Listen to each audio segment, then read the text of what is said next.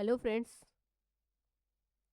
Hello friends, good morning. आज अपन start करने वाले हैं जनरल साइंस को। अभी तक हमने जो क्या वो सब्जेक्ट हमारी चल रही थी, पैरेलल में चल रहा है हमारा पावर सिस्टम टेक्निकल के अंदर, और हमारे नॉन टेक में अपन आरआरबी जे के लिए स्टार्ट कर रहे हैं साइंस को। ठीक है, हमारे पास साइंस में तीन चीज़ है, फिजिक्स, केमिस्ट्री एंड बायोलॉजी। अभी हम फर्स्ट देखेंगे किसको, बायोलॉजी को। अब हमारे ये पोर्शन है ना जो आरआरबी जे के अंदर, वो आरआरबी जेई, उसके अंदर जो साइंस का जो वेटेज है वो है हमारे पास 30 मार्क्स का। ठीक है, तो ये 30 मार्क्स का काफ़ी इंपॉर्टेंट रोल प्ले करता है।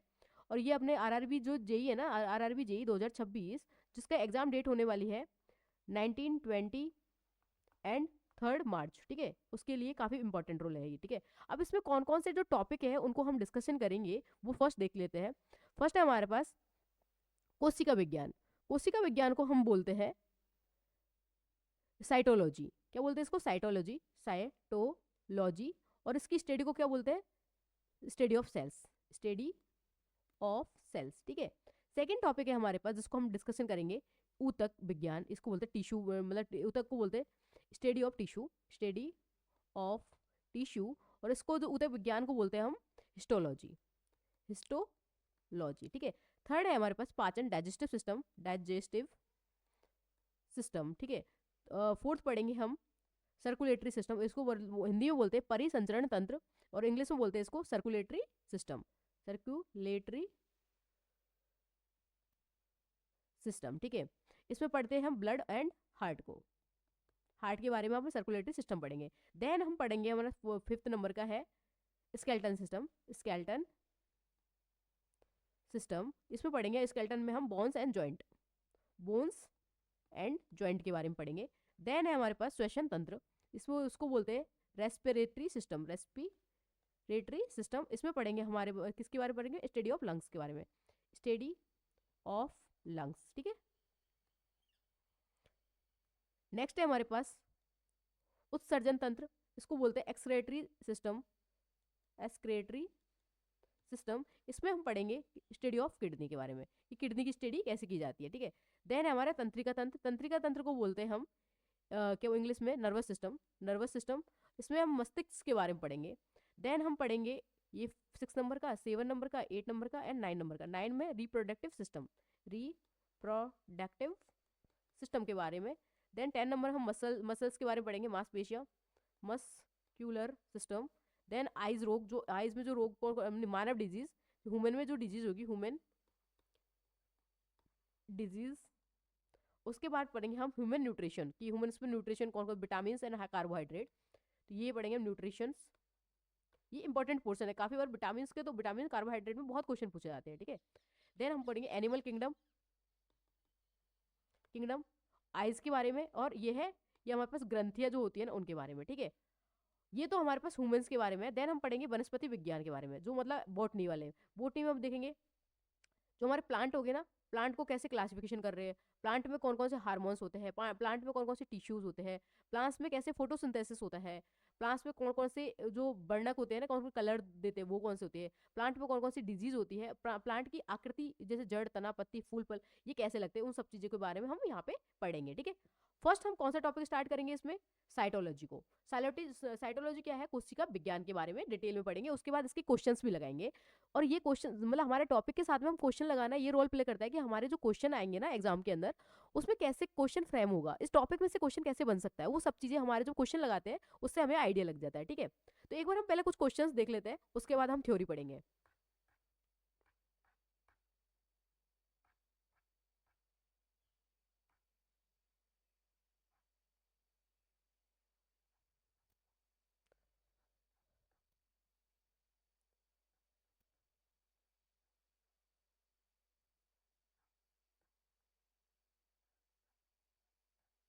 ठीक है, फर्स्ट हम देखते हैं कि जो इसमें जो कोशिका के जो क्वेश्चंस आते हैं ना, उनमें कौन कौन से क्वेश्चंस आ सकते हैं, वो सब चीज़ों को देखते हैं।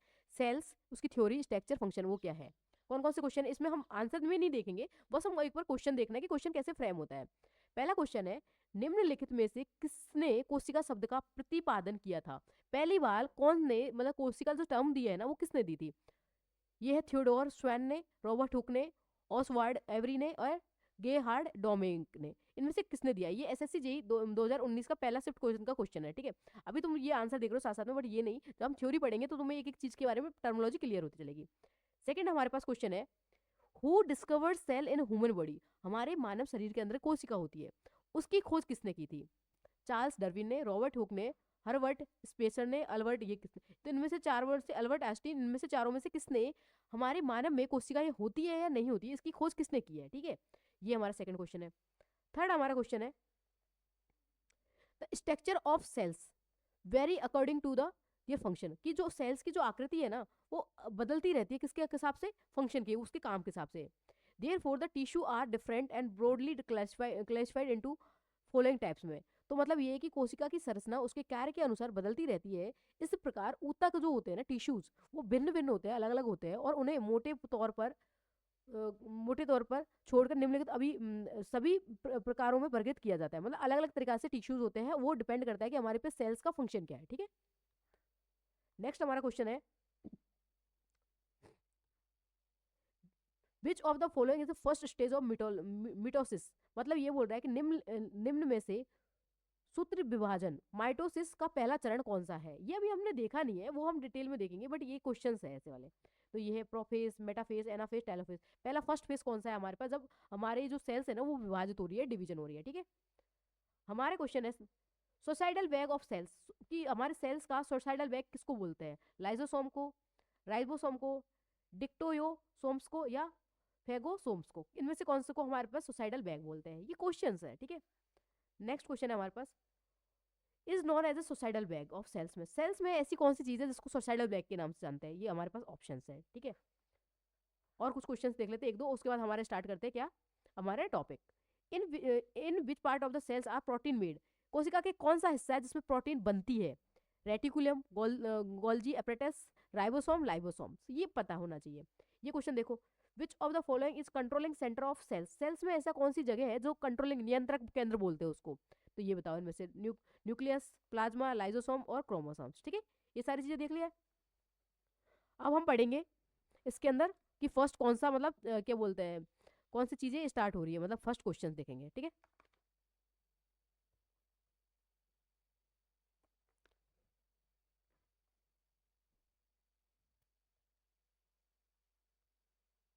अब हम देख रहे हैं थ्योरीज में कि थ्योरी कौन कौन सी है।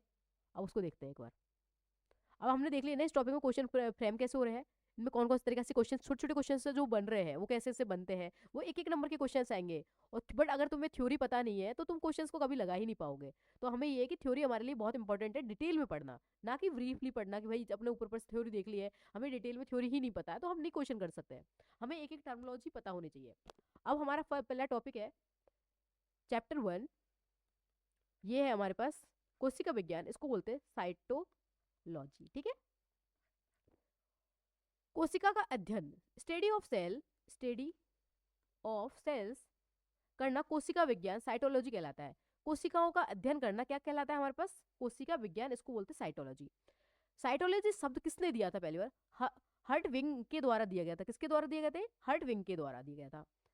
साइटोलॉजी के जनक किसको बोलते हैं, मतलब इसके फादर ऑफ साइटोलॉजी किसको बोलते हैं? फादर ऑफ साइटोलॉजी ये है हमारे पास रॉबर्ट हुक, ठीक है। ये छोटी छोटी टर्म है जो हमने पहले भी देखी थी, क्वेश्चन पढ़ा था उसमें दिया कि जो हमारे पास कोशिका विज्ञान है उसका पहला अध्ययन किसने किया था, उसका जनक कौन बोलते हैं, वो है हमारे पास रॉबर्ट हुक, और ये दिया था 1665 में, ठीक है।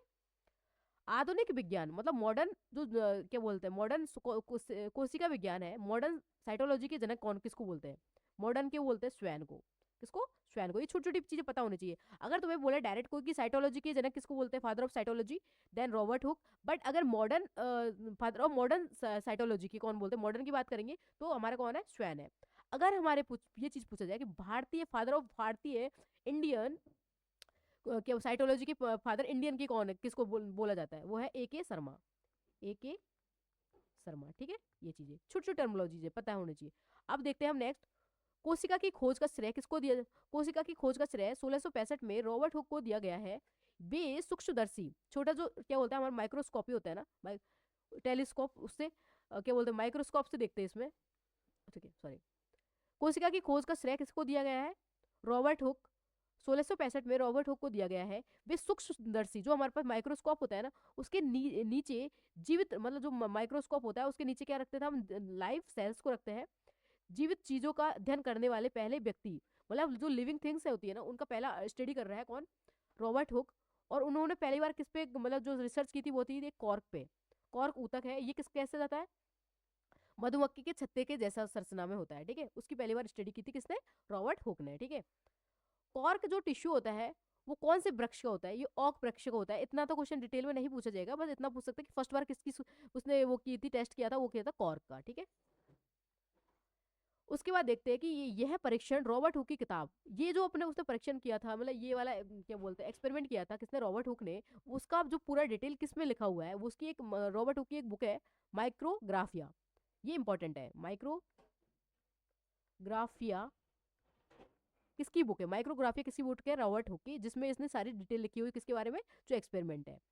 नेक्स्ट है एवी ल्यूवेनहॉक द्वारा की गई खोजें। एवं एवी ल्यूवेनहॉक है, कोई साइंटिस्ट है, उसने कौन कौन सी चीजों का खोज की है, कौन कौन सी चीजों को डिस्कवर किया है, उनको देखते हैं। इसने क्या क्या चीजें डिस्कवर की है। एक तो लाइव सेल्स, लाइव सेल्स होगी, जीवाणु, बैक्टीरियाज क्या है, आरबीसी रेड ब्लड सेल्स कौन सी है, प्रोटोजोआ, प्रोटोजोआ, और ये शुक्राणु कोशिका, ये सब चीजों को किसने डिस्कवर किया है, एवी ल्यूवेन हॉक ने किया है, ठीक है। अब नेक्स्ट देखते हैं हम एवी ल्यूवेन हॉक द्वारा लिखित किताब।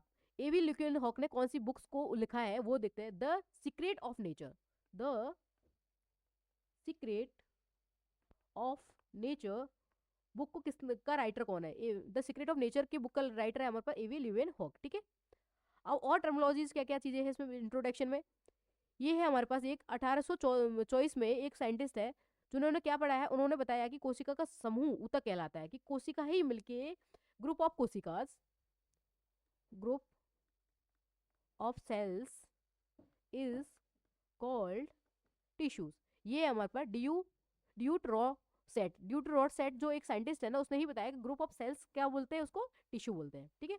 ये इंपॉर्टेंट है काफी। उसके बाद ये जो टर्म है ना हमारे पास 1838-39, ये हमारे पास स्वेडेन और स्वैन दो साइंटिस्ट है, जो स्वैन को तो बोलते हैं हम मॉडर्न क्या बोलते हैं, ये सेल्स का क्या बोलते हैं, जनक बोलते हैं इसको, फादर ऑफ मॉडर्न कोशिका का। तो इसने जो जो चीज टर्मिनोलॉजी यहाँ पे दे रखी है ना, बहुत इंपॉर्टेंट है, डायरेक्ट क्वेश्चन बनते हैं यहाँ से। अब क्वेश्चन कैसे कैसे बनते हैं, स्वेडन और स्वैन का कोशिका सिद्धांत, इसके कोशिका सेल के फंडामेंटल्स क्या है, ठीक है। कोशिका जो होती है, सेल्स होती है ना, वो जीवित शरीर की सबसे छोटी इकाई है। मतलब सेल्स जो होंगी बॉडी के अंदर, वो लाइव जो चीजें होंगी, या ह्यूमन बींग होगा, कुछ भी होगा, उसके अंदर सबसे जो स्मॉलेस्ट पार्ट है, स्मॉलेस्ट इकाई है जो बोलते हैं ना, वो क्या होती है, सेल्स होती है, ठीक है। सभी सजीव, सजीव कौन से बोलते हैं, जो चीजें जीवित होती है या ऑक्सीजन वगैरह लेती है या जिंदा होती है, सभी सजीव कोशिकाएं और उसके उत्पाद से बनने होते हैं। मतलब ये है कि सजीव सजीव जो भी होते हैं ना, वो किससे बने होते हैं, कोशिका से बने होते हैं। अब इसमें उदाहरण कौन कौन सी चीजें है कोशिकाओं की, एक जीवाणु, बैक्टीरिया, पादप, प्लांट, कवक, जंतु, मानव शरीर, ये सब चीजें किससे बना होता है, सेल से बना होता है, ठीक है। अब बात है इसमें विषाणु होता है, विषाणु होता है वायरस। वायरस लिविंग थिंग्स नहीं है, बट भी इसमें क्या होती है, कोशिकास होती है, बट ये चीजें बोला गया है, ठीक है, ठीक है। अब ये चीजें देख लिया हमने, स्वेडन स्वैन को देख लिया, ड्यूटरस को देख लिया, ल्यूवेन हॉक के देख लिया, इसके पहले रॉबर्ट हॉक को, ये सब चीजें देखी। अब नेक्स्ट देख रहे हैं विषाणु, मतलब वायरस। विषाणु का शरीर एक कोशिकीय होता है, मतलब ऐसा कौन सा जीव है हमारे, या ऐसा कोई भी एक चीज क्या सी है जो एक कोशिका से मिलकर बना होता है, उसको बोलते हैं हमारे पास विषाणु, या मतलब वायरस। विषाणु को सजीव या निर्जीव के मध्य की संयोज कड़ी माना जाता है। मतलब ये जो सजीव, जो मतलब लाइव और नॉन लिविंग, लिविंग और नॉन लिविंग दोनों के बीच में एक क्या है, ये बॉन्ड है। मतलब कौन सा, ये जीव, क्या बोलते हैं, वायरस। विषाणु पोषित कोशिका होस्ट सेल में जाकर सजीव की भांति व्यवहार करता है। मतलब ये कि अगर वायरस किसी भी ह्यूमन बीइंग के में या लिविंग वाले में चला गया, तो उसके में जाके वो उसके जैसे बिहेव करने लग जाएगा, कौन, वायरस। जैसे आपने कोरोना वायरस फैला था, तो कोरोना वायरस कोई भी ऐसा नहीं है कि वो डेड वर्ड, मतलब नॉन लिविंग थिंग्स पे पड़ा हुआ है तो वो एक्टिव है, नहीं। बट अगर वो एक्टिव लिविंग में चला जाएगा, या ह्यूमंस में श्वसन के थ्रू अपन ले लिया अपने ह्यूमन में, तो अपने यहाँ जाके वो बॉडी में एक्टिव हो जाएगा, ठीक है। ये होता है कौन सा, क्या, विषाणु या वायरस का। विषाणु के कितने टाइप होते हैं, दो। एक तो बाहरी आवरण का कुछ चीजें होती है इसमें, और एक आनुवांशिक पदार्थ होते हैं। कैप्सिड प्रोटीन से बना होता है। मतलब जो ये चीज बोले कि जो विषाणु होता है उसका बाहरी आवरण, जो आउटर जो बॉडी होती है वो किससे बनी होती है, वो ये इंपॉर्टेंट है, इसको देख लेना। कैप्सिड प्रोटीन से बनी होती है। और आनुवांशिक जो होते हैं इसमें डीएनए और आरएनए होते हैं, ठीक है। दोनों में से एक चीज हो सकता है, दोनों चीज एक साथ में नहीं हो सकती, क्योंकि ह्यूमन में इसमें आरएनए भी होता है और डीएनए भी होता है, ठीक है। अब हम देखते हैं कि 1855 में 1855 में रूडोल्फ बिरचॉफ ने क्या क्या चीजें बताई गई है। उन्होंने एक कथन दिया गया है कि ओमनिस सेलुला ई सेलुला, ओमनिस पहले से मौजूद, मतलब ओमनिस का मतलब होता है पहले से मौजूद, सेलुला का मतलब होता है कोशिका। अर्थात कोई भी नई कोशिका निर्माण पहले से मौजूद कोशिका से ही होता है। ऐसा किसने बताया कि जो कोशिका जो बनेगी ना, नई कोशिका है, वो पहले जो कोशिका बनी है उनसे ही मिलके बनी होती है। इसका सिद्धांत या इसका प्रिंसिपल किसने दिया है? ये दिया है हमारे पास रूडोल्फ बिरचॉफ ने, और ये कब दिया था? 1855 में दिया है, ठीक है। अब इसके कुछ नोट पॉइंट है। संसार की सबसे छोटी कोशिका, सबसे छोटी कोशिका किसकी है? जीवाणु कोशिकाएं होती है, और ये होती है किससे देखी जाती है? माइक्रोप्लाज्मा के थ्रू। ये माइक्रोप्लाज्मा होती है, इसका नाम है सबसे छोटी कोशिका का नाम है माइक्रोप्लाज्मा। सबसे छोटी कोशिका कौन सी? माइक्रोप्लाज्मा। और इसका जो साइज है माइक्रोप्लाज्मा का साइज है 1 माइक्रोमीटर से कम, 1 माइक्रोमीटर से कम। और इसका दूसरा नाम है, जो ये माइक्रोप्लाज्मा का दूसरा नाम है, पीपीएलओ। इंपॉर्टेंट है, कभी कभी पूछ सकते हैं डायरेक्टली, उसने दे दे पीपीएलओ और हमें पता ही नहीं है भाई पीपीएलओ है क्या। तो पीपीएलओ सबसे छोटी कोशिका है हमारे संसार की। इसको बोलते हैं प्लूरो न्यूमोनिक लाइक ऑर्गेनिज्म, ठीक है, ये है इसका फुल फॉर्म। या एमएलओ बोलते हैं मॉलिक्यूल्स लाइक ऑर्गेनिज्म, ठीक है, ये चीजें। संसार की सबसे बड़ी कोशिका है शतुरमुर्ग के अंडे की कोशिका। सबसे बड़ी है, कितनी है? 130 से 170 मिलीमीटर, ठीक है। ये तो देख लिया कि पूरे संसार में। अगर हम मानव शरीर की बात करें तो मानव शरीर में सबसे बड़ी कोशिका कौन सी है, सबसे छोटी कोशिका कौन सी है, ठीक है। मानव शरीर में सबसे बड़ी कोशिका है मादा अंडा। जो फीमेल्स में जो एग बनते हैं वो सबसे बड़ी क्या है? कोशिका बनती है। सबसे छोटी कोशिका होती है नर शुक्राणु। जो जो हमारे पास जो मेल्स होते हैं उसके अंदर जो भी स्पर्म होते हैं ना, वो सबसे छोटी कोशिका होती है। और जो फीमेल्स में एग्स बनते हैं वो सबसे बड़ी कोशिका होती है। हम बात करें सबसे लंबी कोशिका कौन सी है? तंत्रिका तंत्र, जो नर्वस सिस्टम है ना, उसमें जो कोशिकाएं होती है वो सबसे लंबी होती है, ठीक है। तीनों चीजें क्लियर हो गई। अब देख रहे हैं हम नेक्स्ट कि जो उसको अभी तक ये कोशिका की बेसिक चीजें हमने पढ़ी है कि सबसे बड़ी कौन सी है, छोटी कौन सी है, बेसिक किसने खोज की है, उसकी साइंटिफिक बुक क्या है, वो सब चीजें देखिए। अब देखिए हमने पास कोशिका को कितने टाइप्स में डिवाइड कर सकते हैं। कोशिका के दो पार्ट्स है, एक कोशिकीय प्राणी और बहुकोशिकीय प्राणी। अब इसमें क्या होता है कि एक कोशिकीय मतलब होता है एकल कोशिका, और बहुकोशिकीय मतलब बहु कोशिकाएं, ठीक है। अब इसके एग्जांपल्स देखो। इसको एक कोशिकीय में बोलते हैं अमीबा, पैरामीशियम, ये सब कुछ एग्जाम्पल है कि उसके एक कोशिका के। इसको इंग्लिश में प्रोकैरियोटिक सेल्स भी बोलते हैं। और जो बहुकोशिकीय है उसमें होते प्लांट्स है, शैवाल है, एनिमल्स है, और एनिमल्स, और हमारे पास ह्यूमन बींग्स, जो किसमें आते हैं? बहुकोशिकीय प्राणी में आते हैं। हम पहली बार जो देखेंगे उसमें देख रहे थे हम एक कोशिकीय के बारे में। इसको बोलते हैं एक कोशिकीय, इसको बोलते हैं इंग्लिश में प्रोकैरियोटिक सेल्स। प्रो मतलब होता है प्राचीन, क्रायोटिक मतलब होता है केंद्र, और केंद्र का मतलब होता है कि जिसके अंदर केंद्रक जो होता है ना वो अनुपस्थित होता है या होता ही नहीं है। जिसके अंदर न्यूक्लियस होता है ना, न्यूक्लियस, वो अनुपस्थित होता है या एब्सेंट होता है, उनको बोलते हैं अपन प्राकृतिक सेल्स बोलते हैं, ठीक है। ये इंपॉर्टेंट है। और इसके अंदर ना तो न्यूक्लियस होता, ना इसके अंदर सेल मेम्ब्रेन होती है। सेल मेम्ब्रेन भी क्या होती है इसके अंदर? एब्सेंट होती है। सेल मेम्ब्रेन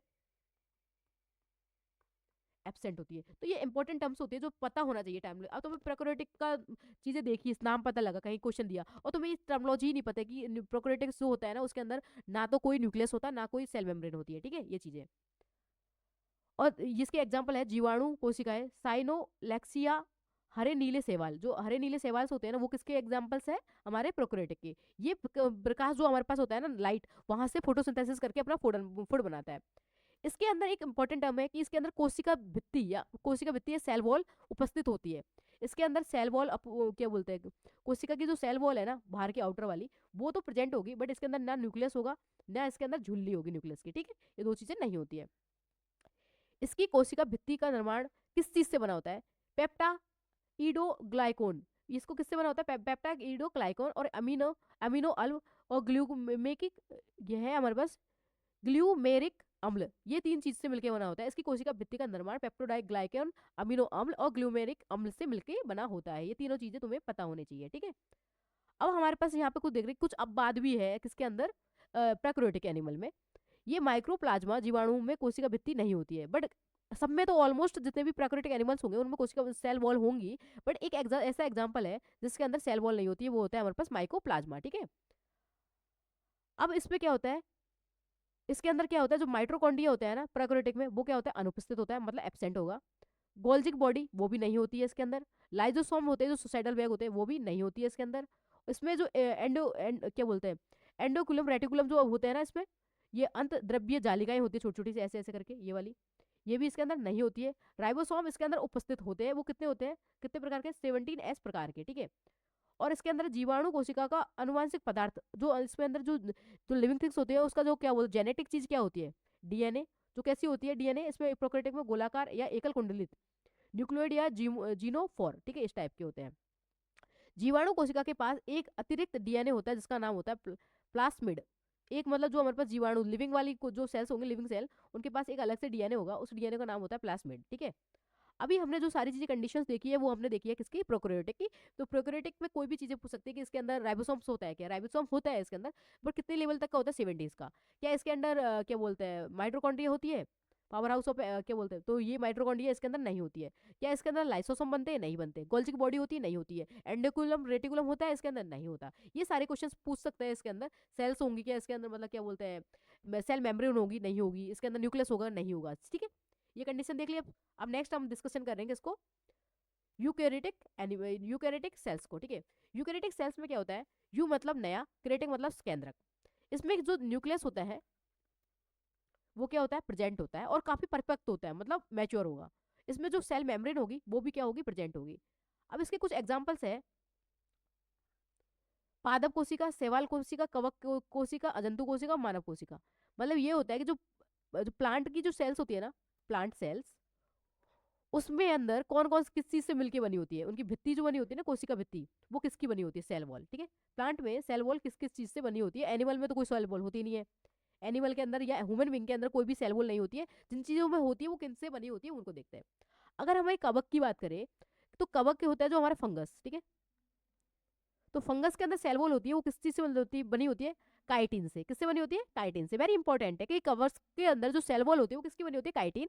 अगर सवाल की बोले बात करें हम, सेलुलोज, CaCO3 प्लस गैलेक्टोज, ये तीन चीज से मिलके होती है किसके, सेलुलोज, CaCO3, गैलेक्टोज, ठीक है।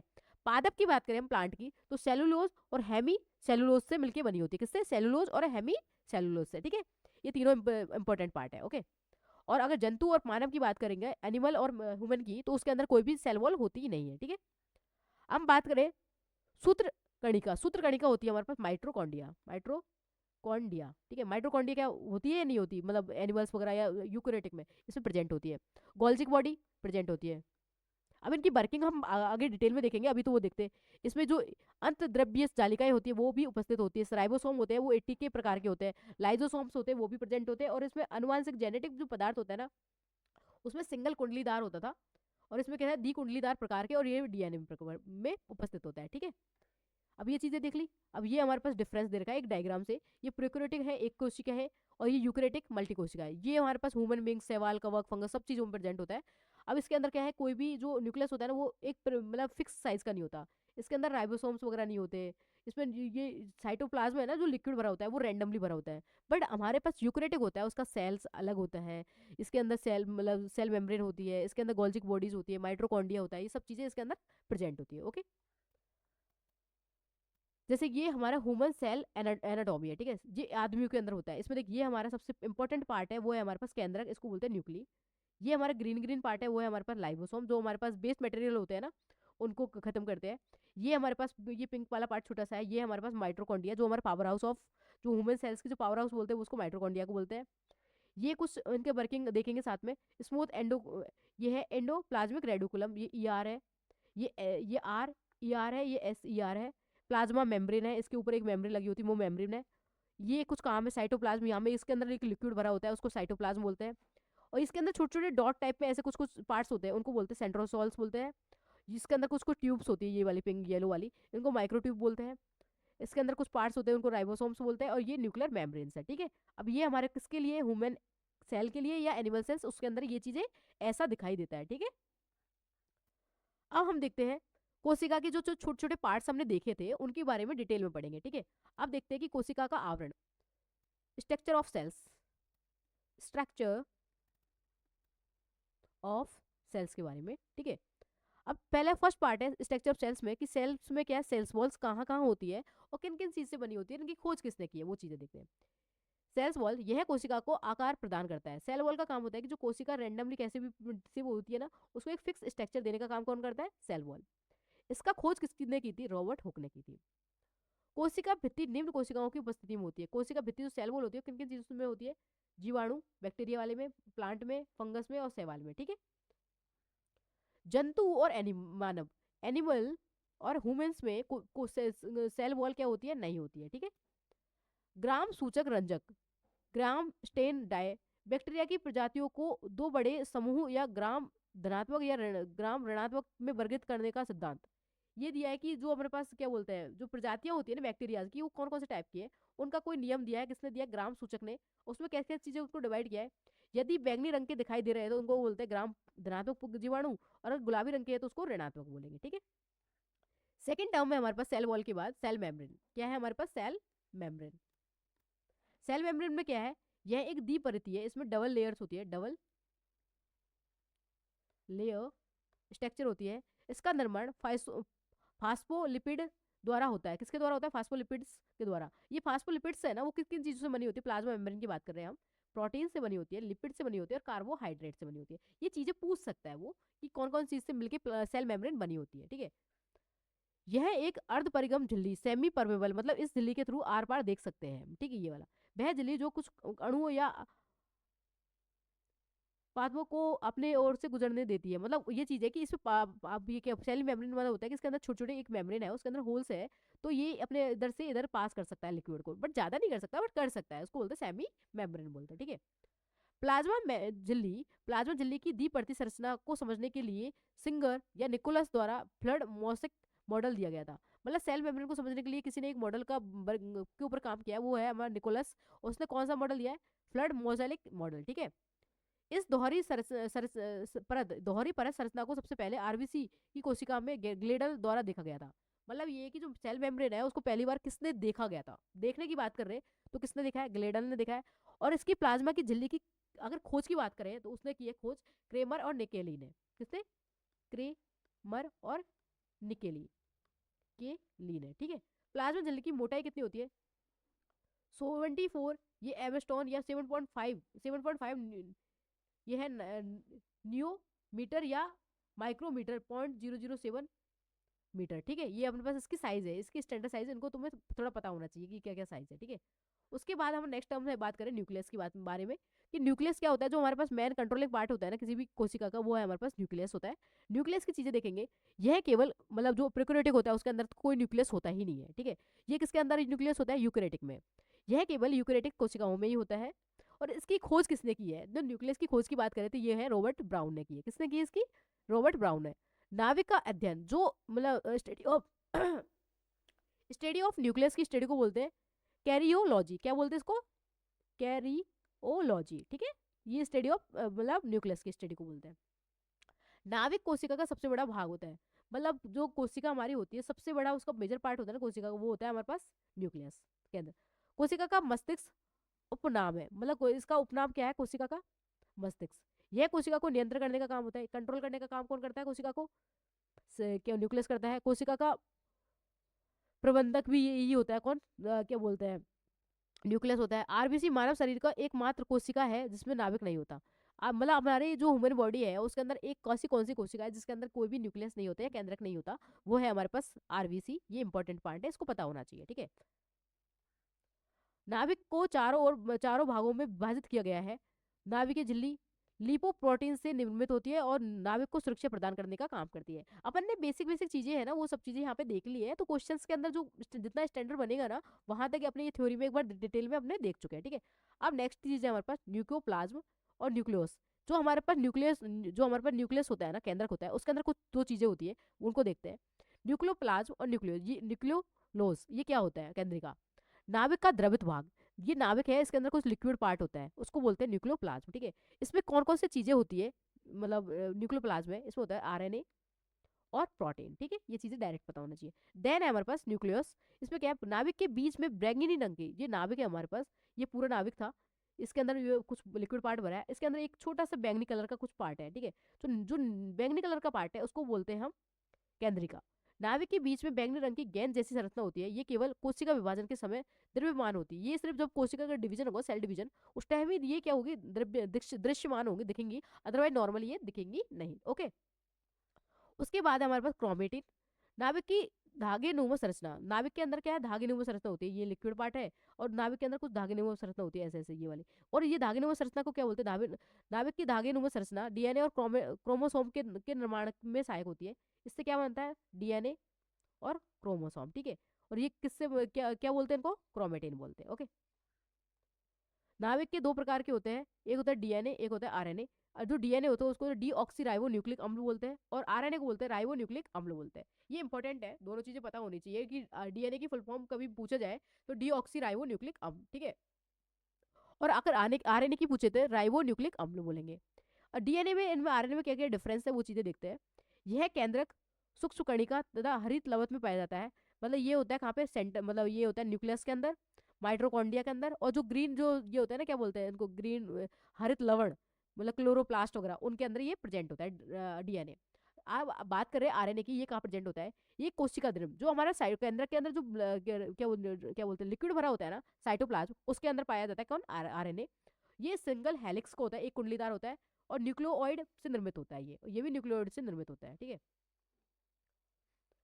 आरएनए संरचना में दो राइबोज शर्करा की होती है। इसमें डीएनए की जो स्ट्रक्चर है वो किन चीजों से बनी होती है, दो राइबोज होते हैं ना, उन शर्करा मतलब शुगर, उनसे मिलके बनी होती है। बट ये होती है ना आरएनए, वो सिंगल राइबोज से मिलके बनी होती है। अब राइबोज का वर्क क्या है वो सब चीजें आगे देखेंगे, ठीक है। अब इसमें डीएनए आरएनए का फंक्शन है, बट ये इतना ही देखते हैं यहाँ पे अपन। और क्या फंक्शन क्या बोला है इसका, डीएनए एक आनुवंशिक पदार्थ है, मतलब ये एक जेनेटिक है। जबकि आरएनए की बात करें, प्रोटीन के निर्माण तथा उसके संश्लेषण में सहायक करता है। ये होता है कि प्रोटीन का कैसे बन रही है, तो प्रोटीन का बनने के लिए हेल्प कौन करता है, हमारे पास आरएनए। जबकि आनुवंशिक जेनेटिक की चीज बात करेंगे तो हम करेगा डीएनए, ठीक है। डीएनए और आरएनए का बनना अनुलेखन कहलाता है, मतलब इसको क्या बोलते हैं, अनुलेखन। और क्या बोलते हैं, डीएनए है, फिर ये आरएनए है, डीएनए से आरएनए बनना तो अनुलेखन है, और आरएनए से प्रोटीन बनने को बोलते हैं अनुवादन, ठीक है। और ये आरएनए कितने टाइप के होते हैं, M RNA, R RNA, T RNA, तीन तरह के। इसको एम को मैसेंजर बोलते हैं, और आर आरएनए को बोलते हैं राइबोज, और इसको टी को बोलते हैं ट्रांसफर आरएनए, ठीक है। आर डीएनए की जो पैकेजिंग होती है उसको बोलते हैं हिस्टोन प्रोटीन। क्या बोलते हैं उसको, हिस्टोन प्रोटीन। छोटे छोटे टर्म्स है कि डीएनए की जो पैकेजिंग होती है उसको बोलते हैं हिस्टोन पैकेजिंग। ओके।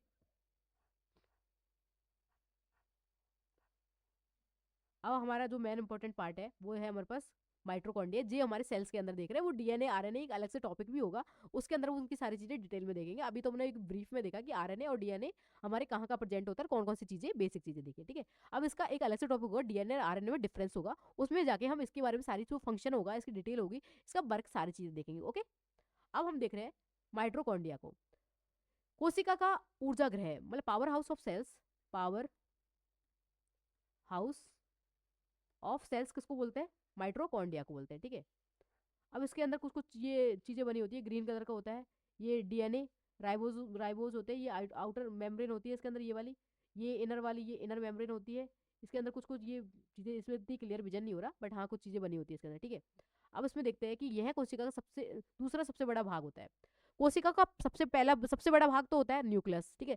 उससे सेकंड वाला सबसे बड़ा भाग होता है वो है हमारे पास माइट्रोकॉन्ड्रिया।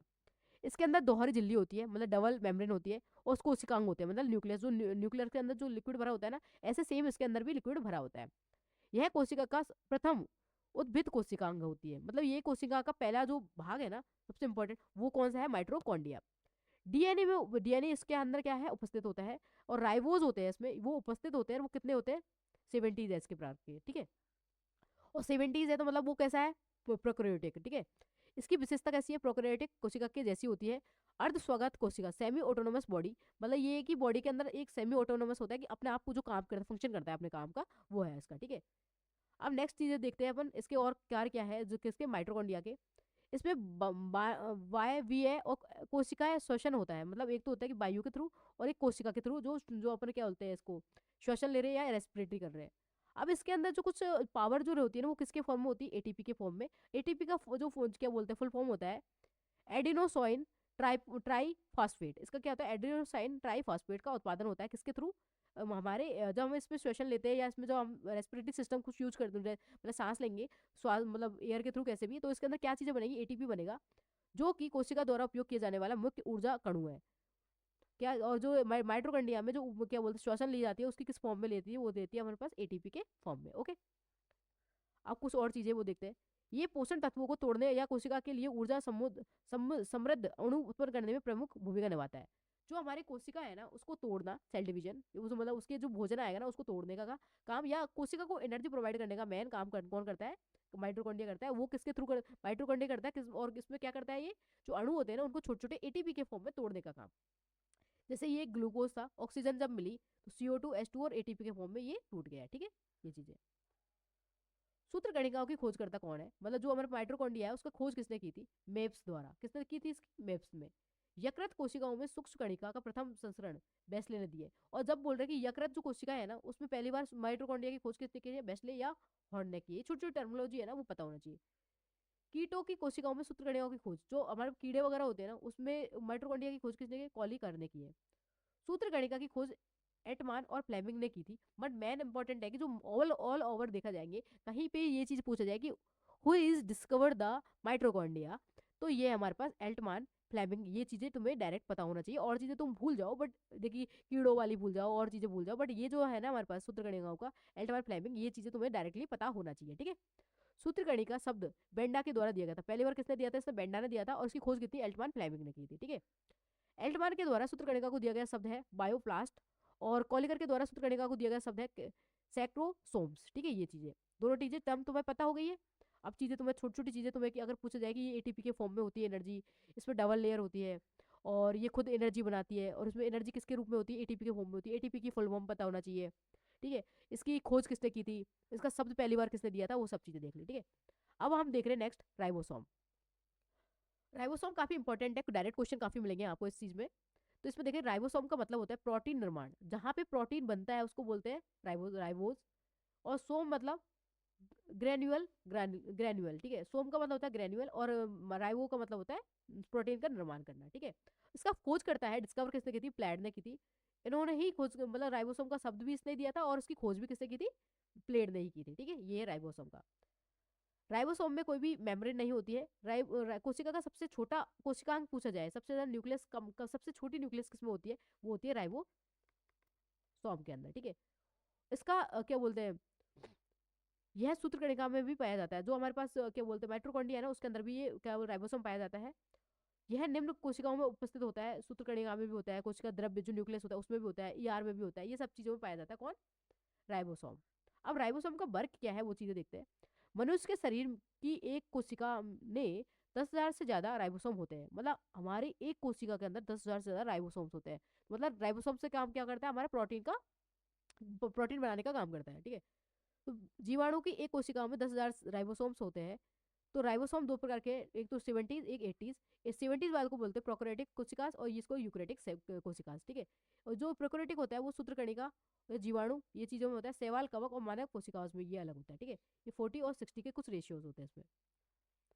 अब ये हमें कुछ डायरेक्ट चीज पूछा गया है कि राइबोसोम प्रोटीन के निर्माण में सहायक होता है। मतलब अगर तुम्हें क्वेश्चन पूछा जाएगा ना, वो कहीं 70 80s नहीं पूछा जाएगा, क्वेश्चन पूछा जाएगा यहाँ पे कि राइबोसोम होता है ना उसकी वर्क क्या होता है। तो इसका मेन वर्क होता है प्रोटीन को बनाने का काम। नेक्स्ट है हमारे पास लाइजोसोम। अब ये भी बहुत इंपॉर्टेंट है, ये इसमें क्वेश्चन बन सकते हैं कि राइबोसोम की वर्क क्या है, राइबोसोम की खोज किसने की, राइबोसोम शब्द किसने दिया था। ठीक है, तीन चीजें क्वेश्चन चल जाएंगी। नेक्स्ट है हमारे पास लाइबोसोम। लाइजोसोम्स का है, इसको खोज करता है डेड्यू। इसका खोज करता कौन है, डेड्यू। और इसने कब की थी, 1950 में। 74 में नोबेल पुरस्कार मिला था। राइबोसोम के उपनाम है आत्महत्या शैली, सुसाइडल बैग किसको बोलते हैं, लाइबोसोम को। अभी इसमें सोसाइडल बैग में जो हमने क्वेश्चन देखे थे शुरू शुरू में, जब हम कंपैरिजन कर रहे कि क्वेश्चन कैसे फ्रेम होगा, तब हमने देखा कि सोसाइडल बैग के काफी सारे क्वेश्चन पूछे गए थे। ठीक है, तो लाइबोसोम को ही बोलते हैं क्या, सोसाइडल बैग। ओके, कोशिका का एटम बॉम्ब ऑफ सेल्स का किसको बोलते हैं, लाइबोसोम। ठीक है, कोशिका का डाइजेस्टिव थैला, digestive bag of cell, digestive bag of cell पूछेंगे तो हमारा लाइबोसोम है। एटम बम ऑफ सेल्स को बोलेंगे तो लाइबोसोम है। सोसाइटल बैग बोलेंगे तो लाइसोसोम है। कोशिका का सहकर्मी, या इसका हेल्पिंग जो इसको सहकर्मी को क्या बोलते हैं, इसके अंदर इसकी टर्मिनोलॉजी ये मुझे नहीं पता एग्जैक्टली। तो उसका कोशिका का सहायकर्मी होता है ना, वो भी किसको बोलते हैं, लाइबोसोम को ही बोलते हैं। ओके, तीनों चीज पता हो गई है। अब इसकी कुछ वर्किंग है वो चीजें देख लेते हैं सिंपल। इसमें एकल झिल्ली होती है और कोशिकांग होता है। कोशिकांग क्या होता है, न्यूक्लियोलॉइड्स। न्यूक्लियोलॉइड्स जो मतलब क्या बोलते हैं, एक लिक्विड पार्ट प्रोवाइड करना किसके अंदर, लाइबोसोम के अंदर, ठीक है। निम्न कोशिकाओं के पास सबसे ज्यादा लाइबोसोम होते हैं। सबसे ज्यादा लाइबोसोम किसके अंदर होते हैं, लाइसोसोम डब्ल्यूबीसी में, व्हाइट ब्लड सेल्स में, किडनी के अंदर, यकृत के अंदर, और ये हमारे पास लीवर और ये स्प्लिनिया है ना, उसके अंदर सबसे ज्यादा क्या पाई जाती है हमारे पास, लाइबोसोम्स पाए जाते हैं, ठीक है। अब नेक्स्ट है हमारे पास 8 नंबर का टर्म है अंत प्रद्रव्य जालिकाएं, एंडोप्लाज्मिक रेटिकुलम, ईआर, ठीक है। अभी कौन कौन सी चीजें हैं, इसकी खोज किसने की है और कितने टाइप की है, वो सब चीजें देखेंगे। यह कोशिकाओं में उपस्थित झिल्लियों का जाल होता है, मतलब इसके अंदर क्या होता है, छोटी छोटी झिल्लीज होती है, ठीक है, उनका जाल होता है। इसकी खोज करता है पॉटर। और ये कितने टाइप के है, एक तो प्रोकैरियोटिक में ये उपस्थित नहीं होती है, कौन, हमारे पास वो जालिका जो ईआर है ना, ये जो प्रोकैरियोटिक जो सेल्स होती है उसके अंदर ये प्रेजेंट नहीं होती है, ओनली किसमें होती है, यूकैरियोटिक में प्रेजेंट होती है। ये दो टाइप की होती है, SER और RER। जो ये SER होती है उसको rough smooth and endoplasmic reticulum बोलते हैं, और इसको बोलते हैं रफ एंडोप्लाज्मिक रेटिकुलम बोलते हैं। अब इनका वर्क क्या है वो चीज देखते हैं। यह दो प्रकार की होती है, ई खुरदरी अंत द्रव्य जालिका है और चिकनी अंत द्रव्य जालिका है, ठीक है। जो हमारे पास रफ एंडोप्लाज्मिक रेटिकुलम होते हैं ना, उसमें राइबोसोम्स होते हैं, उसकी सतह पर राइबोसोम्स लगे होते हैं, ठीक है। राइबोसोम्स किस में लगे होते हैं, किसमें, रफ में। पर स्मूथ में राइबोसोम प्रेजेंट नहीं होते। एक तो ये डिफरेंस तुम्हें पता ही होना चाहिए, ठीक है।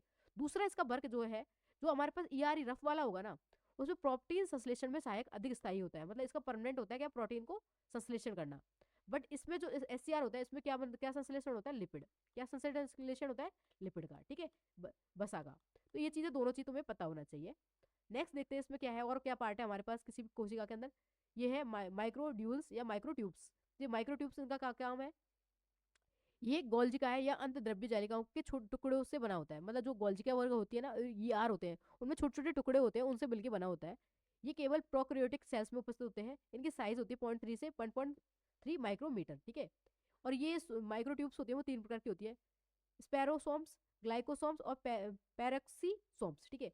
जो स्पैरोसोम्स होता है ना, वो खोज करता है उसका है पर्नर। और ग्लाइकोसोम्स होता है उसका है बीप्स। और जो हमारे पास पैरोक्सीसोम्स होता है उसको होता है रिहोडिन, ठीक है। ये तीनों चीजें। अब इसमें डिफरेंस क्या क्या है वो चीजें देखते हैं।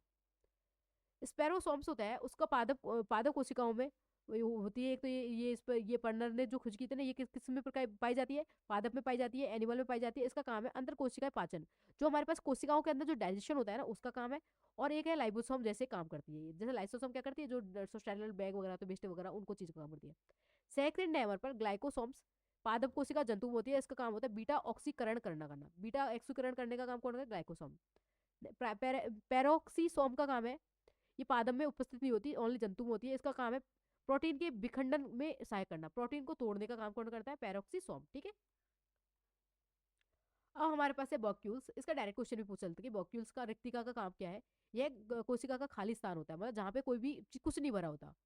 इसमें सबसे पहले स्पेल जली ने देखा था, किसने देखा था, स्पेन जेनी ने। उसका खोज करता है डू डार्जिन और गर्नियर। डू डार्जिन और गर्नियर इसका क्या है, डिस्कवर मैन है। यह कोशिका का भंडारण भी करता है। कोशिका का भंडारण किसको बोलते हैं, बॉक्यूल्स बोलते हैं।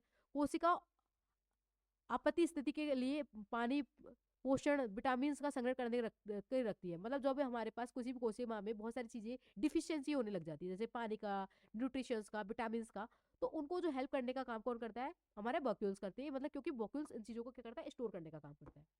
इसका दूसरा नाम है पॉकेट कोशिका। पॉकेट कोशिका के नाम से किसको जाना जाता है, पॉकेट कोशिका, पॉकेट सेल्स के नाम से किसको जाने जाते हैं, बॉक्यूल्स को, ठीक है। इसका आकार पादप में बड़ा होता है, और जो अपने पास नॉर्मली बात कर रहे हैं ह्यूमंस में, वो उसमें छोटा होता है, ठीक है। रसधारी का बाहरी आवरण में टोनोप्लास्ट कहलाता है। और रसधारी में जो ये बने होते हैं ना बॉक्यूल्स, तो मतलब एक पेड़ की जल्दी होती है, उसमें छोटे छोटे होल्स होते हैं, ठीक है। तो ये बाहर की वाली प्लेट पे है तो उसको बोलते हैं टोनोप्लास्ट, टोनोप्लास्ट, ठीक है। अब नेक्स्ट है हमारे पास गोल्जिक बॉडी। अब गोल्जिक बॉडी क्या है, इसकी खोज क्या की है, इसकी वर्किंग क्या है, वो सब चीजें देखते हैं। गोल्जिक बॉडी की खोज की थी सी गोल्जी ने। ये प्रोकैरियोटिक में होते हैं, उपस्थित नहीं होता है, और ओनली यूकैरियोटिक में उपस्थित होता है, ठीक है। इसका मेन काम है जंतु कोशिका में लीप लिपो लिपोक्रांडिया या डिक्टियोसोम के नाम से जाना जाता है। इसको किस नाम से जाना जाता है इसमें जंतु कोशिका में? लिपोक्रांडिया या डिक्टियोसोम के नाम से। और इसको क्या बोलते हैं? ट्रैफिक पुलिस ऑफ कोशिका। अगर ट्रैफिक पुलिस के नाम से जो जाना जाएगा ना, तो एक सिंपल क्वेश्चन बनेगा, वो ट्रैफिक पुलिस के नाम से बनेगा कि पैकर बंडल। और ये ट्रैफिक पुलिस ऑफ सेल्स का कौन है? उसको बोलते हैं हमारे पास ट्रैफिक पुलिस, बोलते हैं हमारे पास किसको? गोल्जिक बॉडीज को। ठीक है, अब गोल्जिक बॉडी का काम क्या है? ये प्रोटीन को बांधने या उसके स्थानांतरण में सहायक करता है। कि प्रोटीन को बांधना, प्रोटीन को प्रोड्यूस करना तो राइबोसोम का काम कर रहा है, पर प्रोटीन को एक जगह पे बांधने का काम कौन करता है? हमारे पास गोल्जिक बॉडी करती है। या प्रोटीन को इस बॉडी के इस पार्ट में रिक्वायरमेंट है, तो इसको यहाँ से यहाँ तक भेजने का काम कौन करता है? गोल्जिक बॉडी करती है। ठीक है, लाइबोसोम का निर्माण गोल्जिक बॉडी के टूटने से होता है। और लाइबोसोम का निर्माण किस चीज से होता है? जब गोल्जिक बॉडी टूटती है ना, तो क्या बनता है हमारे पास? लाइबोसोम बनता है, जो सोसाइडल बैग वगैरह चीजें देखी थी। अब ये वाला जो टॉपिक है ना, लाइबोसोम, ये वाला हमारा कंप्लीट हो चुका है। ये प्लास्टिसाइड, ये हमारे पास प्लांट के भी लिए आ रहे हैं। तो अभी हम इसके जो क्वेश्चन है ना ह्यूमन बॉडी वाले, जो हमारे पास सेल्स के, उनको अभी एक बार कंप्लीट करते हैं। उसके बाद ही हम पढ़ेंगे किसको क्या बोलते हैं, प्लांट वाले को, जो इसमें ये पेस्टिसाइड या लवण उनके बारे में पढ़े हैं। ठीक है, तो इसका जो फर्स्ट क्वेश्चन है, अपन देखे जंतु कोशिका में, वो देखा था फर्स्ट कि who among the following coin the first term. मतलब ये बोला है कि कोशिका का पहली बार शब्द किसने दिया था? क्वेश्चन देखा था हमने, रॉबर्ट हुक ने दिया था। ठीक है, कोशिका की खोज 1665 में प्रसिद्ध ब्रिटिश वनस्पति विज्ञान रॉबर्ट हुक ने दिया था। रॉबर्ट हुक का अध्ययन उनकी पुस्तक कौन सी में? माइक्रोग्राफिया में। ये चीजें हमने थ्योरी में पढ़ चुके हैं। ठीक है, सेकंड क्वेश्चन है, who discover the cell in a human body. Human body में किसने किया था? रॉबर्ट हुक ने किया था। ठीक है, 1665 में।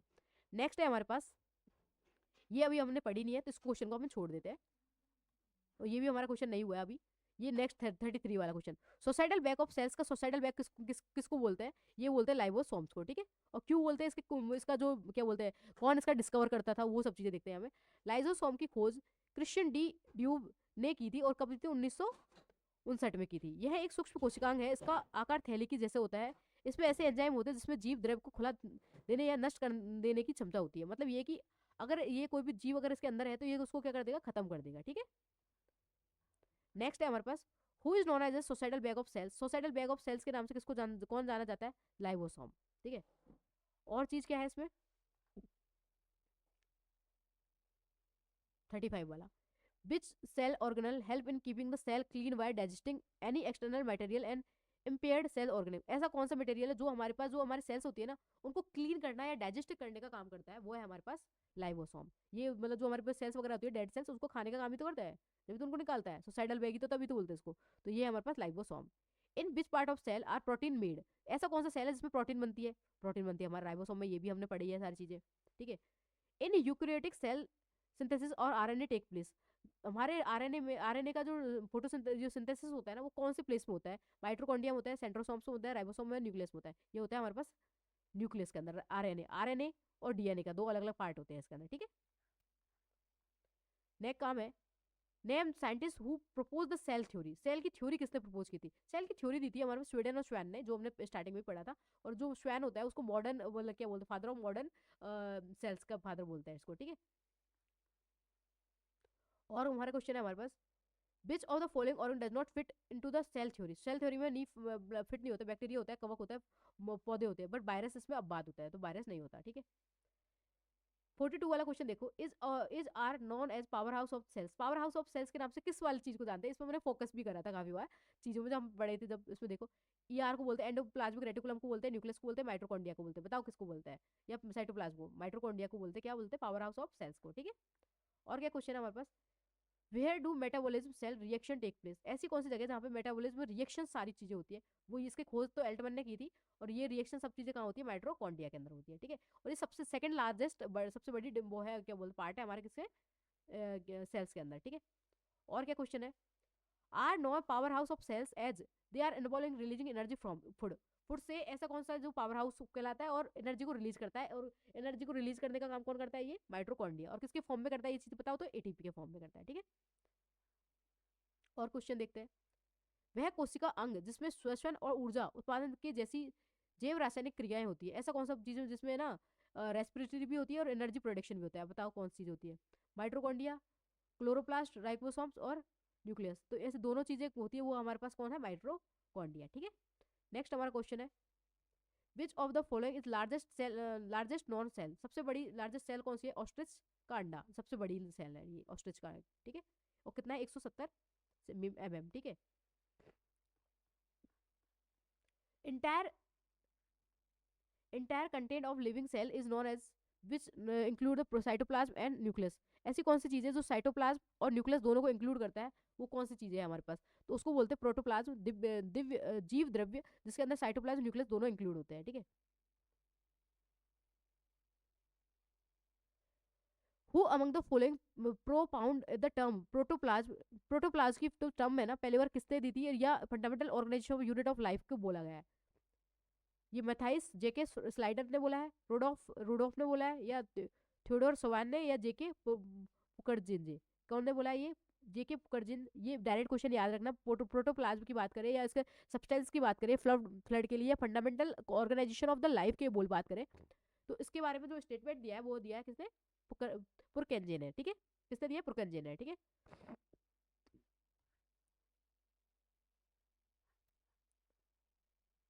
ये और फिर हमारे पास, हाँ, ये क्वेश्चन देख लेते हैं।